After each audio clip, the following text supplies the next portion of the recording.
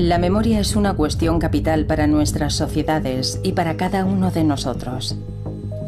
Hasta hoy, diferentes soportes nos han permitido perpetuar nuestros recuerdos y numerosas informaciones.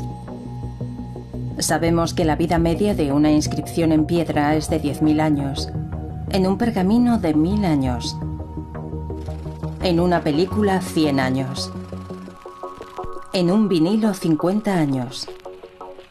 Con la informática, nuestra memoria se enfrenta a una fragilidad que nadie había previsto. Algunas tecnologías ya han desaparecido. Esta incertidumbre es aún más inquietante si consideramos que lo hemos apostado todo a lo digital, creyendo que nuestras informaciones estarían así disponibles mucho tiempo. A largo plazo, ningún soporte informático ha conseguido imponerse todavía. ¿Sabremos asegurar la permanencia de nuestros datos digitales o bien esos datos están condenados a desaparecer tarde o temprano?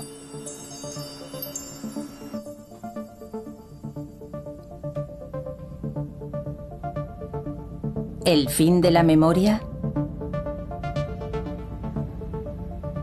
Desde que apareció la informática de masas, nuestros datos se almacenan en un lenguaje informático binario.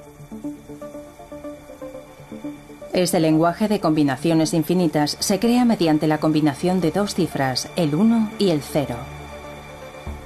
Esos son los dos mensajes que saben interpretar los componentes de nuestros ordenadores. Nuestra memoria se ha transformado, ahora se ha interconectado y desmaterializado. Le hemos confiado nuestros datos personales, médicos, científicos, técnicos, administrativos.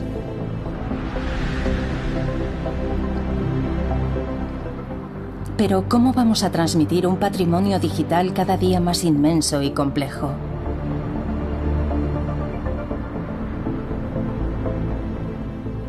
En los años 80, sin embargo, creíamos haber descubierto los secretos de un soporte eterno.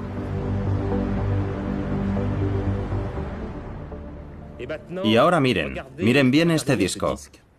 Este disco es, de momento, el disco del futuro. Un disco digital, prácticamente indestructible, ya que no entra en contacto con ningún objeto, solo lo surca un rayo láser. Sin microsurcos, un disco indestructible de 12 centímetros. Vendido como el soporte digital del futuro, el CD conquistó rápidamente el mercado de la memoria. Ocupa poco espacio y es, o eso creíamos, de una fiabilidad a toda prueba. Las bibliotecas, los archivos, los particulares, todo el mundo se lanzó a usar el nuevo soporte.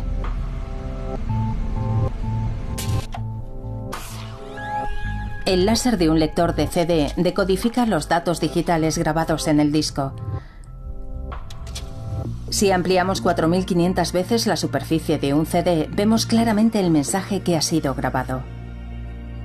Así podemos constatar que los ceros del lenguaje informático se materializan en pozos y llanos, y los intervalos entre esos pozos y esos llanos son los unos. Pero en 2003, los investigadores del Laboratorio Nacional de Metrología y Ensayos de París dieron la señal de alarma. Al principio, cuando tuvimos la idea de estudiar los discos a comienzos del 2000, solo queríamos evaluar la calidad de la grabación. Un año después, cuando hacíamos una comprobación después de haber probado la calidad de la grabación en un disco, nos llevamos una gran sorpresa. No encontrábamos los resultados que habíamos obtenido previamente. El disco había cambiado totalmente y había perdido datos. Aquello fue muy sorprendente porque los fabricantes aseguraban que el disco debía durar 100 años. Los investigadores estudiaron la delgada película metálica sobre la que se graban los pozos y los llanos que traducen la información contenida en el CD.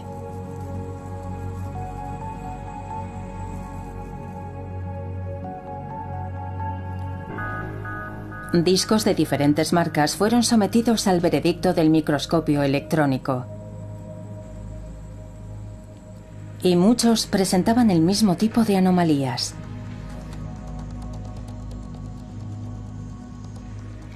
Aunque guardes un CD en un armario cerrado, protegido de la luz y de cualquier agresión externa, puede haber pérdidas de información debido a las partículas que se introducen durante su fabricación. Aquí podemos ver una partícula oxidada, y esta oxidación puede llegar a perforar la película metálica del CDR y destruir todos los datos. En ocasiones, esas partículas indeseables pueden destruir los datos del CD en solo un año. Quedan muy lejos las promesas de sus inicios e incluso podemos preguntarnos si el CD es un soporte de almacenamiento digital válido a largo plazo. Para saberlo, Jacques Perderot y su equipo sometieron cientos de discos a un proceso de envejecimiento artificial. Los CDs fueron expuestos a temperaturas y niveles de humedad muy elevados. Los resultados fueron elocuentes. Evidenciaron que en algunos casos la tinta de la etiqueta pegada al CD podía atravesar la superficie del disco y dañar la película metálica que contiene los datos digitales. El CD resultó ser un soporte frágil e inestable a largo plazo. Esas pruebas también permitieron calcular la vida media de este soporte. La vida media de un CD es muy difícil de calcular. Hemos observado mediante un muestreo de numerosas colecciones que aproximadamente el 15% de los CDs tenían una vida media de entre 1 y 5 años y que en el 85% restante podía llegar a superar los 20 años. La conclusión del laboratorio era inapelable. Actualmente el CD no está considerado un soporte digital seguro y duradero. ¿Y los discos duros a los que la mayoría confiamos nuestros datos? Ellos son el corazón de la memoria de nuestros ordenadores. Cada día graban millares de datos digitales gracias a un mecanismo tan ingenioso como preciso. Un disco duro está formado por un conjunto de platos concéntricos que giran a alta velocidad. La rotación de estos discos genera un flujo de aire que mantiene el cabezal de lectura magnética a una distancia infinitesimal de la superficie. Salvando las distancias, eso equivaldría a un Concorde que volara a máxima velocidad a 1 metro de la superficie de la Tierra. Es fácil comprender que el menor roce o una pequeña partícula de polvo, que es grande en relación a la distancia entre el cabezal y el disco, provocaría una catástrofe. Y en el momento preciso en el que el cabezal toque el plato, ese disco duro estará muerto porque el cabezal se pegará al plato por adhesión molecular.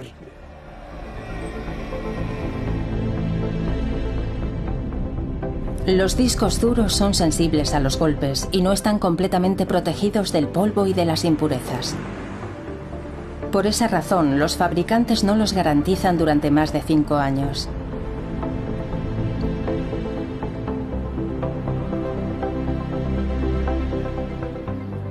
¿Y las memorias flash que equipan nuestros aparatos fotográficos y las memorias USB son una alternativa más fiable?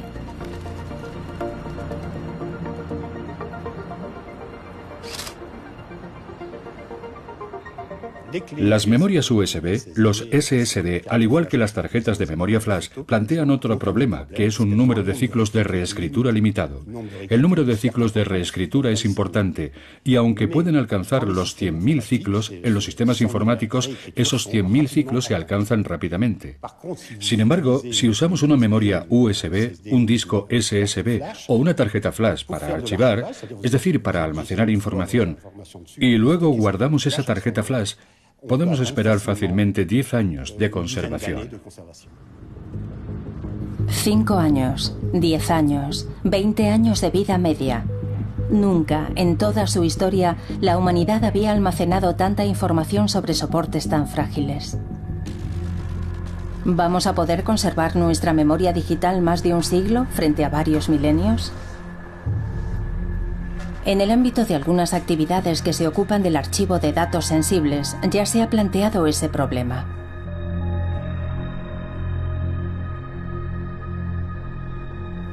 La Agencia Nacional para la Gestión de Residuos Radiactivos, ANDRA, deposita en sus almacenes miles de barriles llenos de desechos nucleares más o menos radiactivos.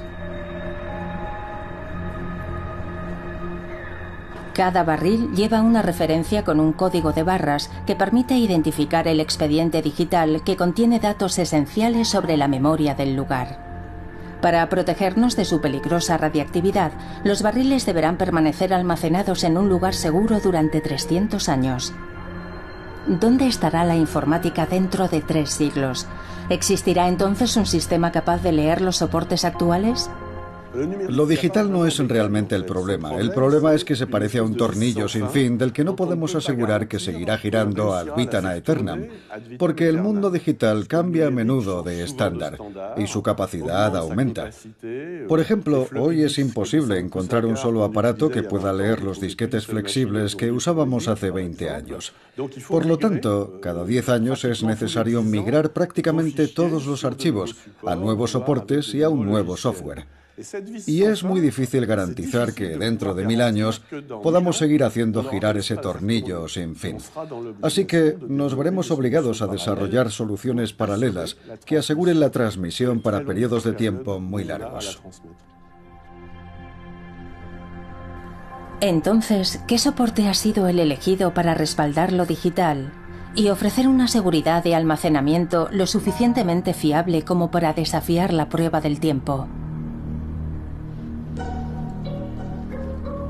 El Andra ha recurrido a 2 fieles amigos, la tinta y el papel.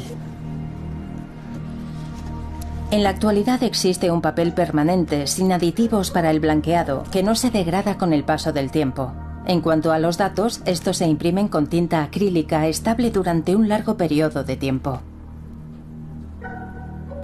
La paradoja resulta edificante. En pleno siglo XXI, lo digital no puede competir con el papel, que es un legado de la antigüedad.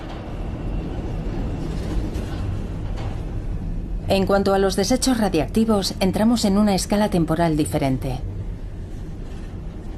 El Andra proyecta enterrar a gran profundidad materiales radiactivos que no dejarán de ser un riesgo hasta dentro de 500 años y en algunos casos hasta dentro de 5000 años.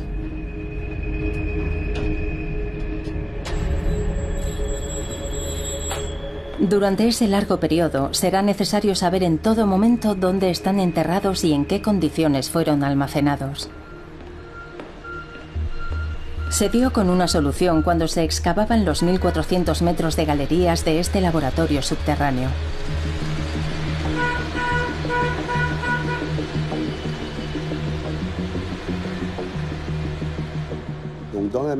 Para la memoria a muy largo plazo, y hablamos de muchos milenios, una de las vías que exploramos es utilizar lo que nosotros llamamos vertederos, es decir, los lugares donde hemos dejado el material que hemos extraído del subsuelo.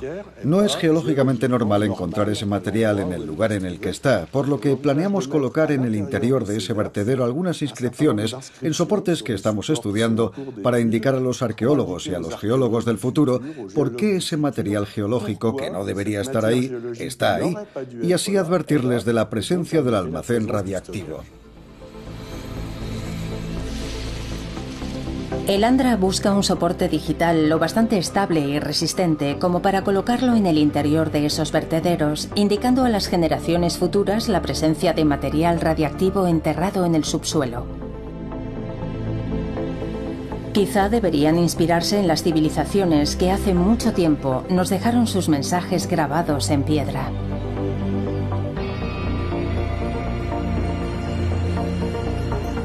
Por ejemplo, los jeroglíficos que nos han llegado desde el antiguo Egipto.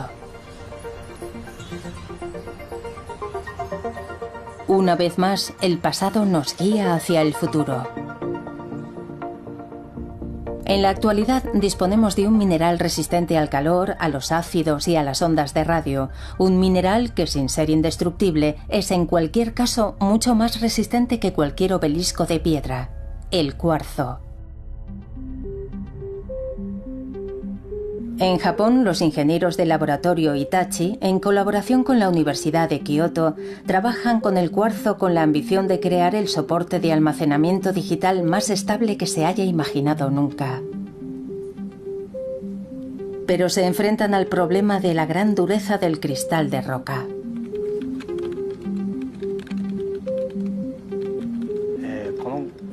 Nuestras investigaciones comenzaron en 1996, cuando el laboratorio de Miura descubrió que el láser podía modificar la estructura del cuarzo.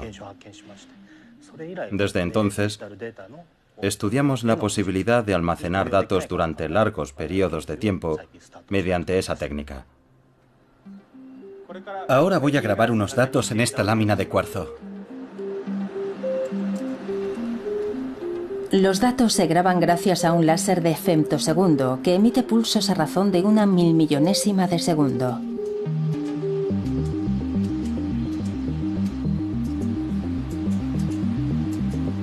El impacto del rayo graba cavidades microscópicas de un diseño perfecto. Un pozo para el 0 y un llano para el 1, en código binario, y puede grabar decenas de puntos a la vez. La información se graba en su interior, por lo que está a salvo del polvo y de los roces. Otra ventaja del cuarzo es que los datos son legibles por transparencia con cualquier tipo de microscopio.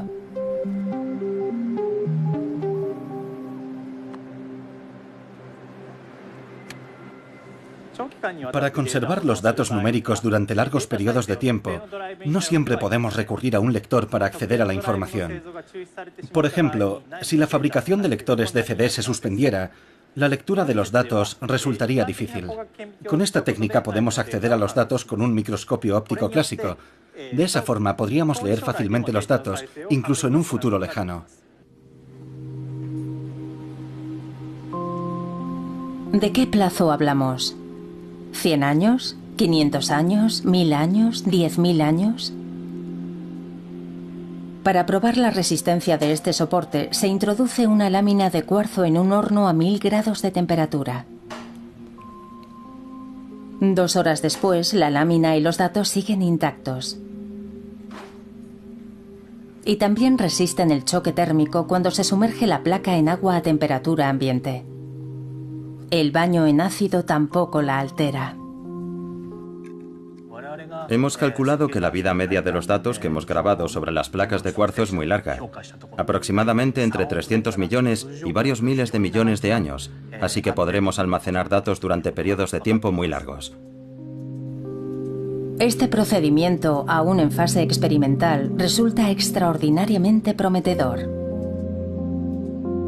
Pero su punto débil es su limitada capacidad de almacenamiento. De momento, esta es apenas superior a la de un disco Blu-ray. Eso sería suficiente para salvaguardar los datos de los centros de almacenamiento de residuos radiactivos a muy largo plazo. No obstante, aún estamos muy lejos de poder hacer frente al diluvio de informaciones producidas por algunos instrumentos científicos. El colisionador de partículas del CERN es un anillo gigante de 27 kilómetros de circunferencia, enterrado a 100 metros bajo tierra en la frontera franco-suiza. En el interior de ese anillo se lanzan partículas a gran velocidad. El análisis de las colisiones entre partículas en el centro de detectores ultrasensibles permite penetrar en los misterios de la materia y del origen del universo. Nos encontramos ante el detector CMS. Es aquí a donde llegan las partículas del acelerador GCH desde ambas direcciones y chocan produciendo numerosas colisiones.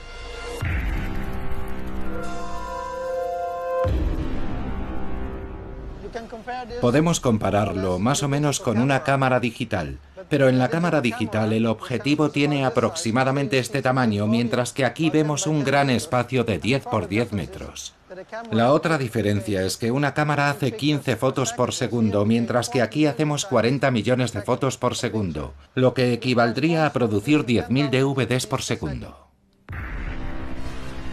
Ante semejante flujo de datos, es necesario seleccionar la información.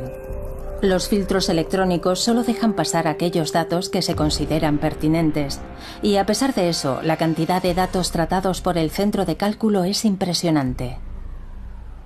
En un primer momento, los datos se guardan en miles de discos duros ordenados en bahías informáticas. De esa forma, los científicos pueden acceder rápidamente a los datos cuando los necesitan para sus investigaciones. Sin embargo, los datos almacenados son tan numerosos que su análisis requerirá décadas, incluso aunque el CERN disponga de una red informática capaz de realizar millones de operaciones por segundo.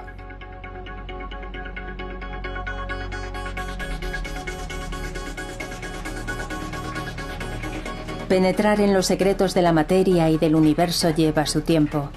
Un tiempo demasiado largo comparado con la fragilidad de los discos duros que equipan estos servidores. Esa es la razón por la que los informáticos del CERN se han visto obligados a recurrir a otro soporte para asegurar la conservación de sus valiosos datos a largo plazo.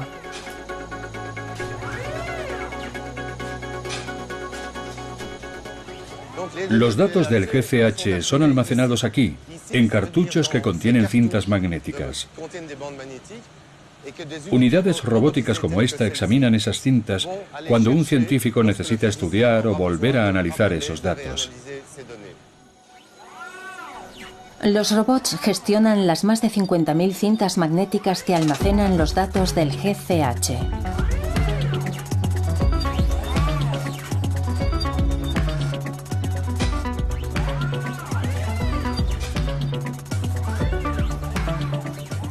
¿Que por qué usamos cintas magnéticas? En los 15 años que llevo aquí, nunca hemos dejado de hacernos esa pregunta. ¿Es que nunca vamos a cambiar de sistema? De hecho, no, y hay muchas razones para ello. Por una parte, los análisis recientes demuestran que la fiabilidad de las cintas magnéticas es 1000 veces superior que la de los discos. En segundo lugar, las cintas magnéticas, cuando no las usamos, no consumen electricidad. En tercer lugar, si un disco duro cae al suelo, hay muchas posibilidades de que quede inutilizable. Y una cinta magnética no, está protegida por una caja de plástico y podemos recuperar los datos. La prueba de su fiabilidad es que los primeros ordenadores de los años 50 ya usaban cintas magnéticas. Desde aquella época pionera, la capacidad de almacenamiento de las cintas magnéticas no ha dejado de crecer. La capacidad de almacenamiento de las cintas magnéticas, al igual que la capacidad de los discos y de los transistores de un procesador, tiene un límite. Sin embargo, hoy en día muchos fabricantes han demostrado en sus laboratorios que las cintas magnéticas podrían alcanzar la capacidad de 50 terabytes por cartucho. Aún estamos 10 veces por debajo de su límite teórico. Aun cuando nos parezca gigantesco, el volumen de información generada por el GCH solo es una gota en el océano de datos que producimos cada día a escala global.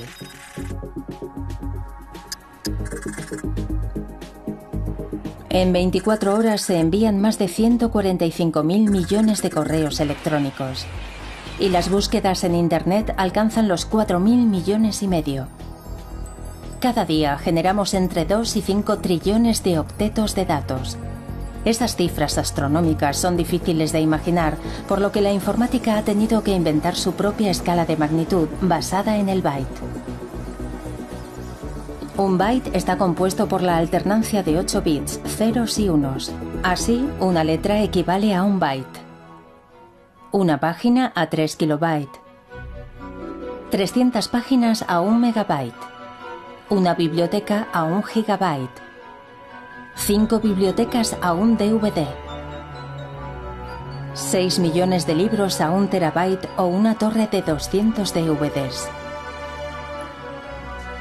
Una torre de 200 metros de altura de DVDs representa 1 petabyte. Una torre de DVDs de 1 kilómetro de altura, 5 exabytes, el equivalente a toda la información producida por la humanidad hasta el año 2003. Una torre de DVDs que uniera la Tierra con la Luna representa 1,8 zettabytes o toda la información producida durante el año 2011. Una torre de DVDs que uniera Marte y el Sol representa 1 yottabyte o el volumen de datos digitales que se generarán de aquí a 5 años. A primera vista, ninguno de los soportes existentes podría almacenar semejante volumen de datos. ¿Significa eso que nuestras sociedades se enfrentan a un callejón sin salida? En absoluto. Los científicos responsables del almacenamiento de datos han comprendido que es necesario cambiar de lógica. Y ahora investigan un dispositivo de eficacia más que probada que todos compartimos. Ese sistema complejo cuyos inmensos recursos nos reservan muchas sorpresas es el ADN, presente en los cromosomas de los seres vivos.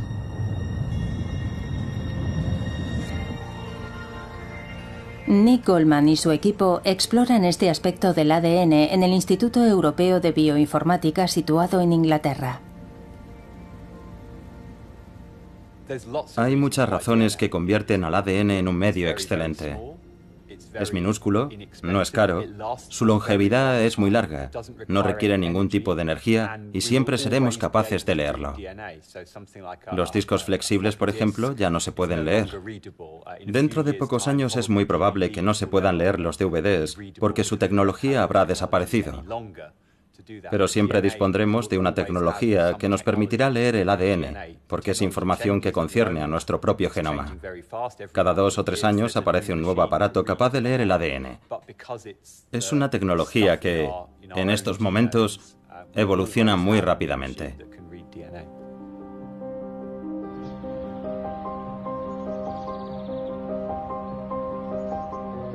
El equipo de Nick Goldman ha decidido codificar con ADN una fotografía de su instituto, un texto sobre genética, los sonetos de Shakespeare y un archivo de audio del famoso discurso de Luther King, I Have a Dream.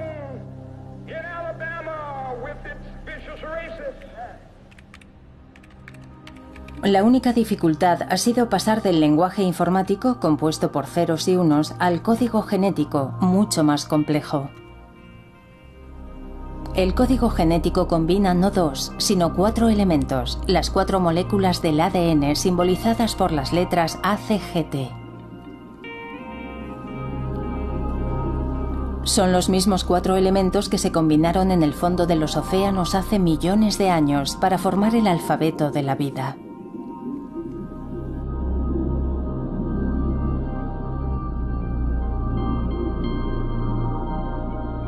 La famosa doble hélice del ADN es sin duda el primer código que vio la luz en nuestro planeta.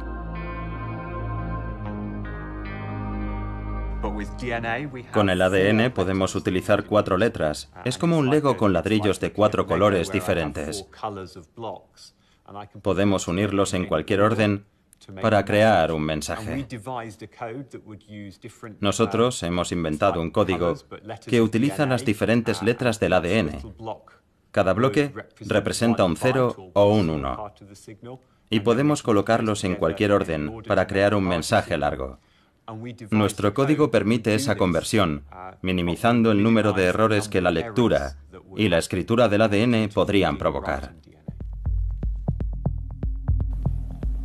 Nick Goldman y su equipo han partido de los ceros y de los unos para codificar la foto, los textos y el archivo de audio. Después aplicaron un código matemático que permitía pasar del lenguaje binario a las 4 letras ACGT que codifican el ADN. La fotografía, los textos y el discurso han sido fraccionados también en millares de segmentos de ADN. Estos últimos son fabricados químicamente. Al final del proceso, el mensaje informático original está escrito sobre miles de hebras de ADN artificiales e inertes.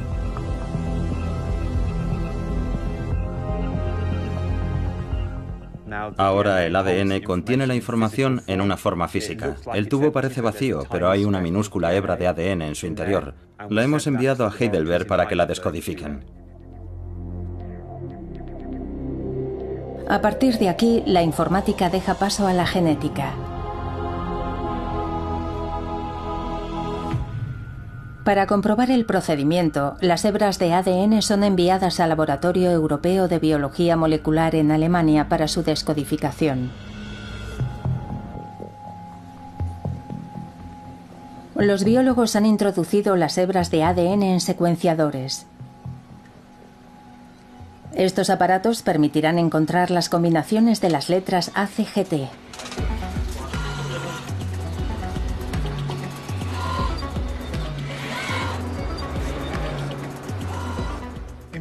Imaginemos la cantidad de datos que se producen en los grandes centros de investigación, en el CERN o aquí en el LEBM.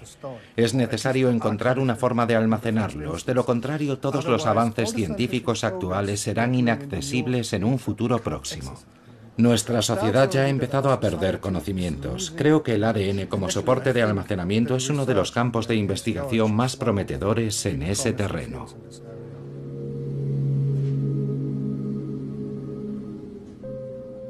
El ADN tiene otra ventaja. Es un material sólido que resiste perfectamente el transporte. Para almacenar el ADN hay 3 factores muy importantes.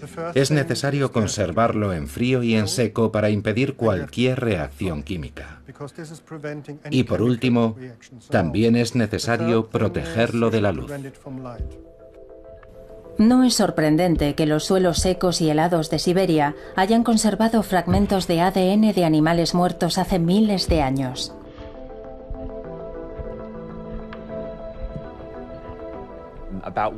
Hace aproximadamente un año se publicó un artículo científico sobre una antigua especie de caballos. Los científicos lograron leer las muestras de ADN de esa especie de 700.000 años de antigüedad. Eso demuestra que el ADN puede conservar los datos o un mensaje durante más de medio millón de años.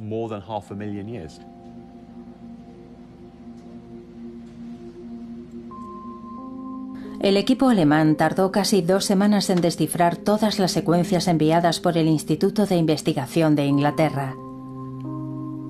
Lograron leer todas las hebras de ADN y el mensaje fue recuperado íntegramente.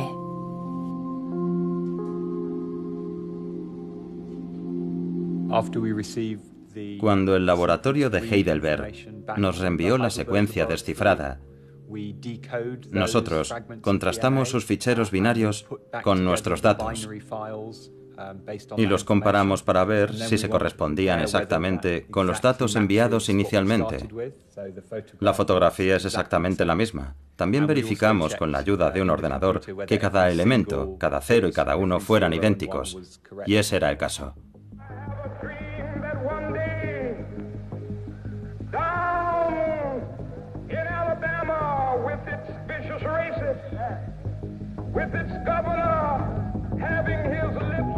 Nick Goldman y sus colegas han demostrado que la codificación de los datos numéricos de las hebras de ADN es una alternativa perfectamente realista que además permitiría grandes capacidades de almacenamiento.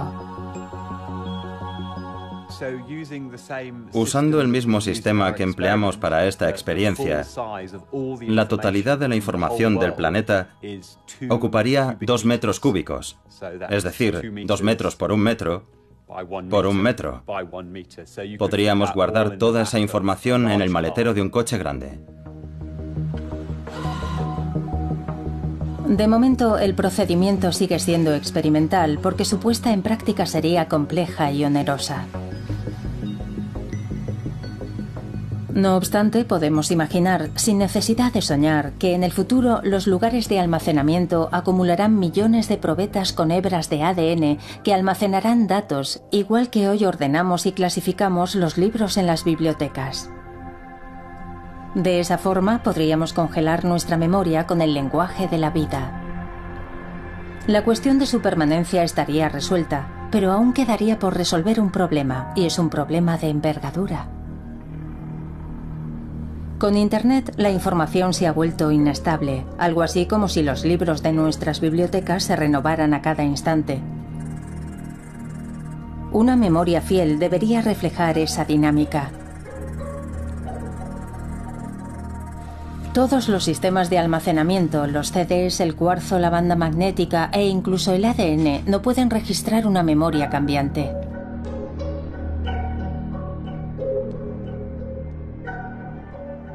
Nuestros datos digitales, nuestras fotos, nuestros correos electrónicos han encontrado un soporte a la altura de su efervescencia, una especie de biblioteca en perpetua mutación, The Cloud, en español, la nube.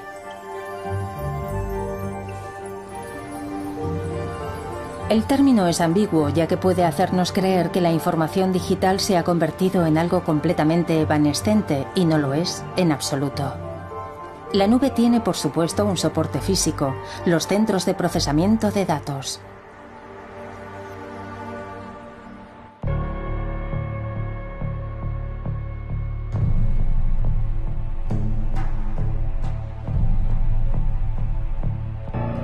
Un centro de datos es ante todo un búnker, algo así como una caja fuerte que debe garantizar la seguridad de los datos que aloja.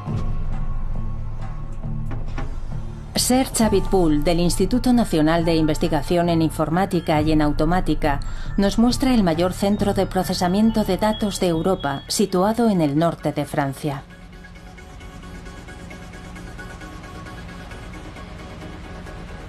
En estos pasillos se procesan y almacenan una parte de los miles de millones de datos informáticos que viajan cada segundo por la red.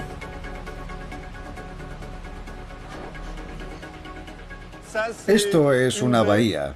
Hay centenares como esta a nuestro alrededor. Está formada por ordenadores, por discos duros que forman la nube. Todos los datos de las empresas, de los ciudadanos, vuestras fotos, vuestros correos se encuentran en bahías como esta, en algún lugar del planeta, en centros de procesamiento de datos.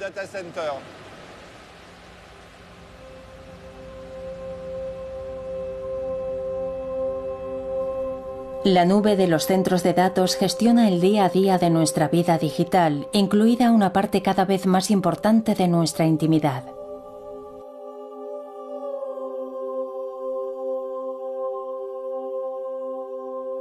La memoria de la humanidad, la memoria de los individuos, en cierto modo, hoy está garantizada por los centros de datos. Todos esos datos tienen un valor considerable, no se pueden perder, nadie quiere perder sus fotos, y la única forma que hemos encontrado de conservarlos, de proteger la información, es básicamente replicándola. De esa forma, con los centros de procesamiento de datos para asegurar su permanencia, nuestra memoria está condenada a ser duplicada eternamente de un disco duro a otro disco duro.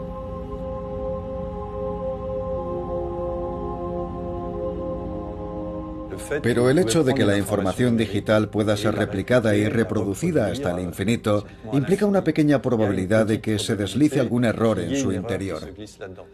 Es una probabilidad muy pequeña, pero el problema reside en que cuando reproducimos, reproducimos y reproducimos, esa pequeña posibilidad de error termina siendo muy grande. Por eso, en la representación digital de la información, introducimos códigos de corrección que garantizan que la copia será siempre coherente. Cualquier mensaje informático, independientemente del soporte en el que se registre, contiene sus propios códigos de corrección de errores para asegurar una copia perfecta de los datos. Protegido de esa forma, un fichero puede replicarse indefinidamente, en el mismo lugar o en otro centro de datos muy alejado del primero. Por eso, aunque cada día dejan de funcionar cientos de discos en estos centros, eso no tiene ningún efecto sobre nuestros datos, porque ya han sido duplicados. Nuestra memoria digital se ha hecho nómada, su volumen no deja de aumentar y los centros de datos se multiplican. Cada día generamos más información y más conocimientos, y la cuestión que se plantea, evidentemente, es si toda esa información y esos conocimientos estarán disponibles dentro de 50 o de 100 años. ¿Podrá un investigador o un universitario estudiar la web de principios del siglo XXI dentro de 100 años? ¿Seguirá existiendo la web? ¿Quedará alguna huella de todo eso? Con Internet alimentado ininterrumpidamente por los centros de procesamiento de datos, la información ahora es un flujo continuo.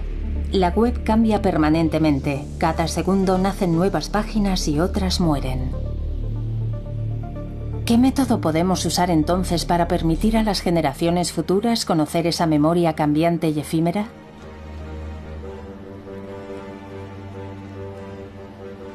Tras asegurar la conservación del patrimonio televisivo y radiofónico de Francia, el INA, el Instituto Nacional Audiovisual, tiene ahora la compleja misión de almacenar el tráfico en Internet de todas las páginas francesas relacionadas con ese sector.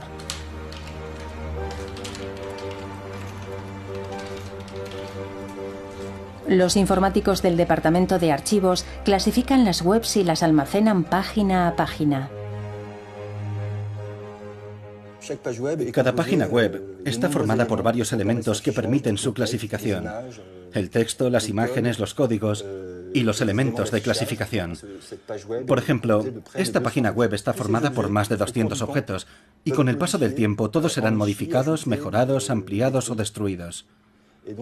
Nuestra misión consiste en visitar con la mayor regularidad posible cada página, porque si nos contentásemos con capturar un instante preciso de cada página, no tendríamos una idea precisa de su dinámica o de su evolución, o de cómo se ha actualizado, o de cómo se ha enriquecido con el paso del tiempo. Usando la metáfora del cine, nosotros intentamos filmar no a 24 imágenes por segundo, sino a 20 imágenes por día, para capturar esos sitios web. A cada instante alguien añade un comentario. Otro adjunta una imagen. Un tercero introduce un enlace. Y así sucesivamente en un movimiento que nunca cesa. Memorizar Internet es una tarea de titanes. De hecho, se utilizan robots informáticos para hacerlo. 25 veces al día recogen la totalidad de las imágenes, de los textos, de los archivos de audio que componen cada página, de cada uno de los 10.000 sitios web implicados. El flujo de Internet se congela así en una sucesión de instantáneas. En 5 años, los técnicos del INA han recogido 25.000 millones de archivos, de los cuales 7.000 millones son páginas web. Esa memoria fraccionada y guardada en cintas magnéticas estará a disposición de los historiadores y de los investigadores que algún día se asomarán al mundo tal como lo vivimos hoy. Su tarea será cada vez más compleja, dado que la web vive una expansión constante. Aquí, cada página web está simbolizada por un punto. Esta representación de Internet muestra una complejidad que no tiene nada que envidiar a lo que conocemos del universo. Durante 2014 se han superado los 1.000 millones de páginas web en la red.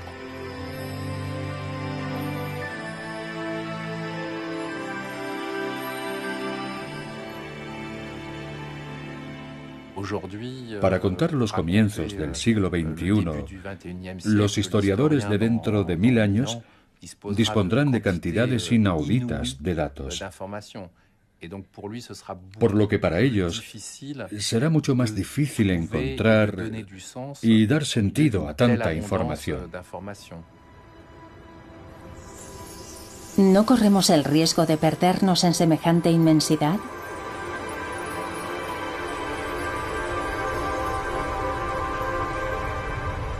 El tráfico en Internet alimenta una masa de datos que amenaza con ahogar nuestra memoria digital si no disponemos de herramientas informáticas eficaces para aprovecharlos. En Venecia, investigadores equipados con potentes programas de análisis de datos se han sumergido, como si fueran arqueólogos, en el yacimiento de uno de los archivos de papel más grandes del mundo. Su labor anticipa, sin duda, el que será el trabajo de los historiadores del futuro, enfrentados a la gigantesca cantidad de datos que nosotros generamos hoy en día. Su campo de investigación no es Internet, sino los archivos del Estado de Venecia. Sobre 80 kilómetros de estanterías se acumulan millones de documentos que registran la historia de la ciudad a lo largo de 10 siglos. Aquí se guardan las actas del registro civil, del mercantil, actas notariales y muchos otros documentos valiosos o anodinos. Estos archivos inestimables, que permiten reconstruir casi día a día la vida de la ciudad y de sus habitantes, son de alguna manera una especie de precursores de Google. ¿Cómo manejar semejante cantidad de información? El proyecto La Máquina del Tiempo veneciana, impulsado por los archivos estatales y la Escuela Politécnica Federal de Lausanne, intenta responder a esa pregunta.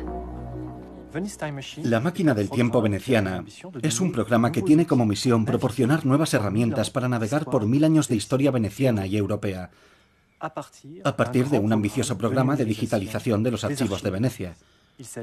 Se trata básicamente de transformar las decenas de kilómetros de documentos que nos rodean en un sistema de información abierto que pueda ser aprovechado por las nuevas interfaces de navegación. Al liberar el documento de su soporte, la digitalización nos libera a nosotros de la manipulación del papel, pesado y voluminoso. La información resultante se cuelga en el espacio numérico. Desde ese momento estará disponible sin ninguna restricción. Una palabra o un nombre propio pueden localizarse casi de forma instantánea entre millares de documentos dispersos.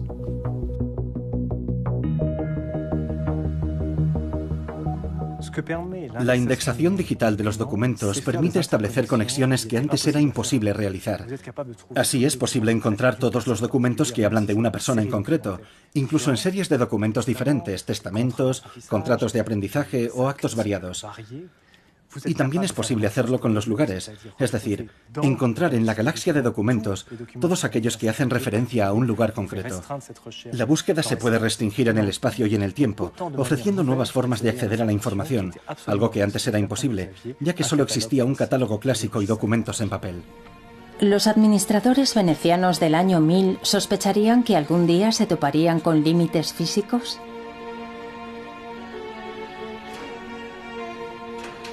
Aunque eficaz, el método de archivar en papel es muy laborioso.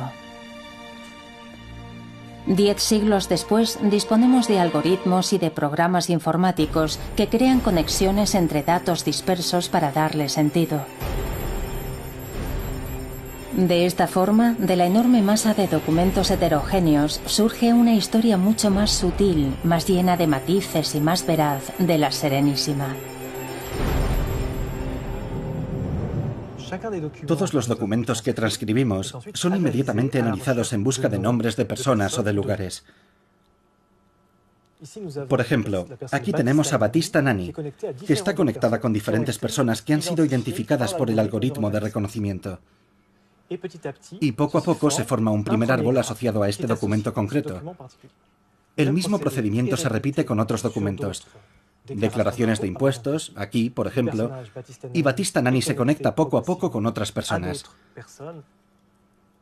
Cuando hemos hecho todas esas extracciones, guardamos toda la información que tenemos sobre una persona en particular y elaboramos este gran árbol, que de alguna manera forma una especie de Facebook del pasado y que seguirá creciendo mientras sigamos digitalizando y analizando documentos. Battista Nani, cuyo nombre y cuya vida estaban perdidos en un océano de documentos, ha vuelto con nosotros. A partir de ahora, los venecianos del pasado no serán ya una masa anónima e incorpórea, sino destinos que se cruzaron y que dieron forma a la historia.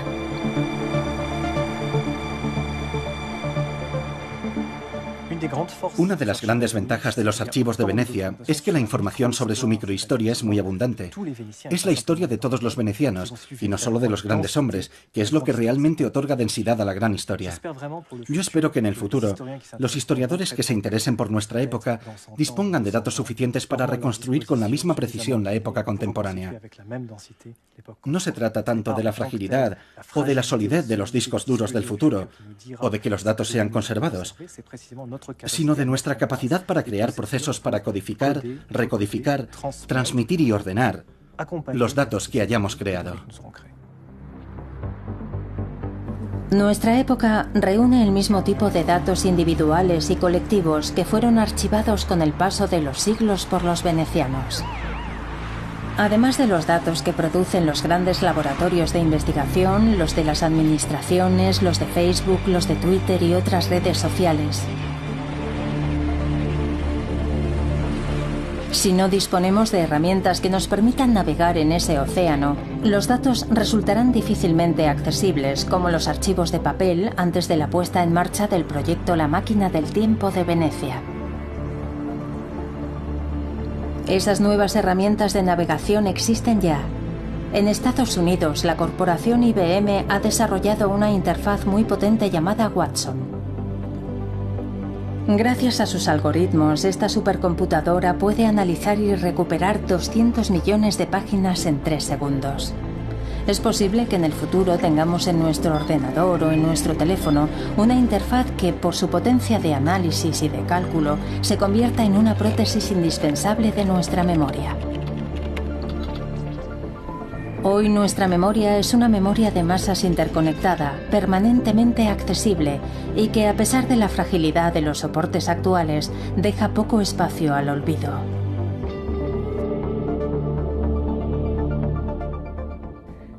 Durante mucho tiempo hemos sentido miedo al olvido. El miedo a olvidar es el miedo a la muerte. Es la idea de que vamos a desaparecer y de que la memoria, por lo tanto, es la manera de detener el tiempo y, en cierto modo, de detener la muerte. Pero ahora, el problema de conservar las ideas, de conservar la memoria que tenemos de alguien, o de un país, o de una historia, provoca un temor inútil, porque el mundo digital permite guardarlo todo. Pero al guardarlo todo, ahora se plantean nuevos interrogantes en la historia de la humanidad.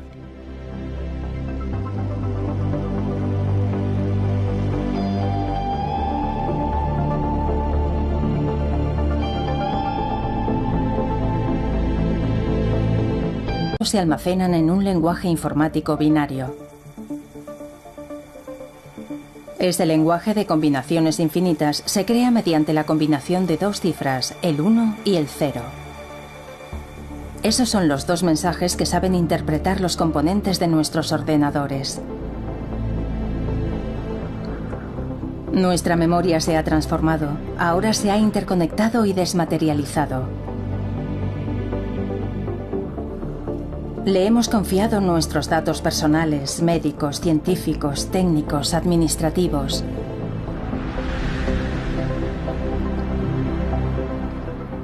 Pero ¿cómo vamos a transmitir un patrimonio digital cada día más inmenso y complejo?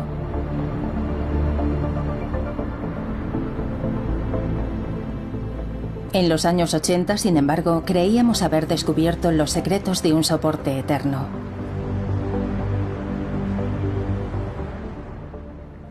Y ahora miren bien este disco. Este disco es, de momento, el disco del futuro. Un disco digital, prácticamente indestructible, ya que no entra en contacto con ningún objeto, solo lo surca un rayo láser. Sin microsurcos, un disco indestructible de 12 centímetros. Los resultados que habíamos obtenido previamente. El disco había cambiado totalmente y había perdido datos. Aquello fue muy sorprendente porque los fabricantes aseguraban que el disco debía durar 100 años. Los investigadores estudiaron la delgada película metálica sobre la que se graban los pozos y los llanos que traducen la información contenida en el CD.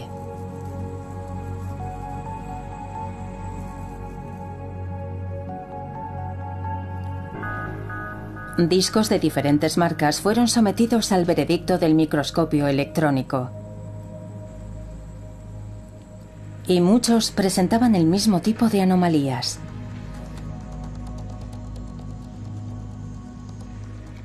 Aunque guardes un CD en un armario cerrado, protegido de la luz y de cualquier agresión externa, puede haber pérdidas de información debido a las partículas que se introducen durante su fabricación.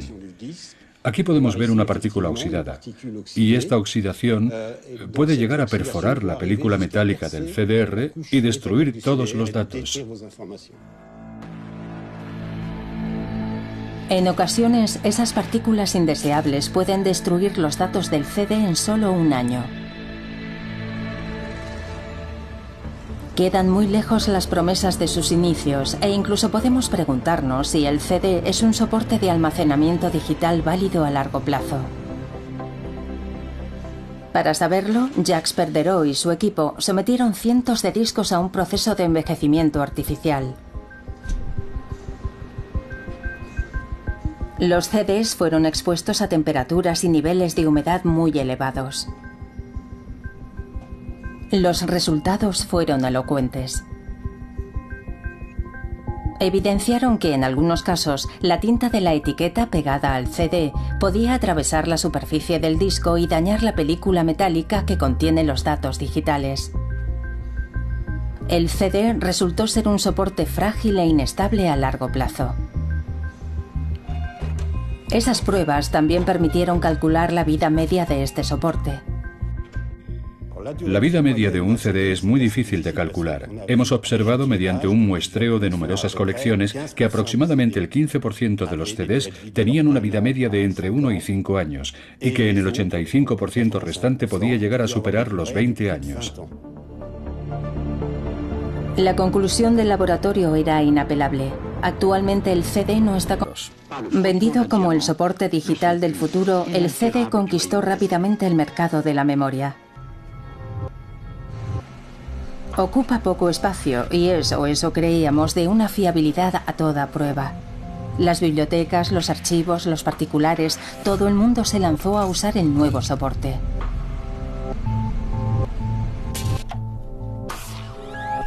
El láser de un lector de CD decodifica los datos digitales grabados en el disco.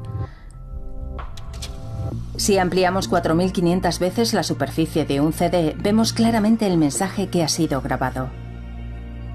Así podemos constatar que los ceros del lenguaje informático se materializan en pozos y llanos, y los intervalos entre esos pozos y esos llanos son los unos. Pero en 2003, los investigadores del Laboratorio Nacional de Metrología y Ensayos de París dieron la señal de alarma. Al principio, cuando tuvimos la idea de estudiar los discos a comienzos del 2000, solo queríamos evaluar la calidad de la grabación. Un año después, cuando hacíamos una comprobación después de haber probado la calidad de la grabación en un disco, nos llevamos una gran sorpresa. No encontrábamos. La memoria es una cuestión capital para nuestras sociedades y para cada uno de nosotros. Hasta hoy, diferentes soportes nos han permitido perpetuar nuestros recuerdos y numerosas informaciones.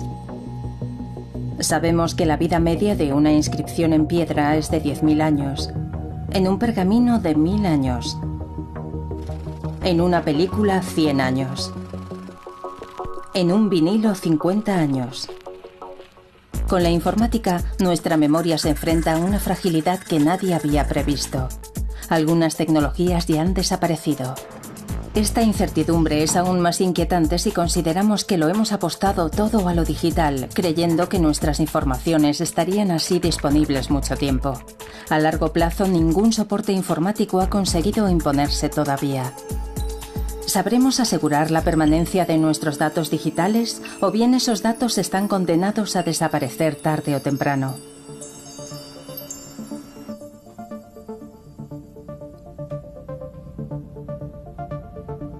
¿El fin de la memoria? Desde que apareció la informática de masas, nuestros datos